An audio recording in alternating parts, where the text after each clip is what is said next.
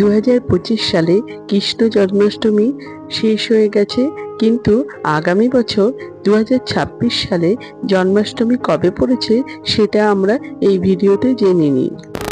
বন্ধুরা, তার আগে পরবর্তী ভিডিও পেতে চ্যানেলটাকে সাবস্ক্রাইব করে নেবেন আর ভিডিওটা লাইক শেয়ার করতে ভুলবেন না। আর কোনো কিছু তথ্য জানতে হলে কমেন্ট বক্স তো রইলই। ভাদ্র মাসে কৃষ্ণপক্ষের রোহিণী নক্ষত্রে জন্মগ্রহণ করেছিলেন শ্রীকৃষ্ণ। শ্রীকৃষ্ণের এই জন্মাষ্টমী পালিত হয় গোটা বিশ্ব জুড়ে, বিশেষত মথুরা ধাম, বৃন্দাবন ধাম, মায়াপুর ধাম, ইস্কন ধাম, নবদ্বীপ ধামেও অনুষ্ঠিত হয়। বিশেষত এই জন্মাষ্টমীতে ছোট্ট গোপালের পুজো করা হয়ে থাকে। জন্মাষ্টমীর অপর নাম হলো কৃষ্ণাষ্টমী, গোকুলাষ্টমী, শ্রীকৃষ্ণ জয়ন্তী।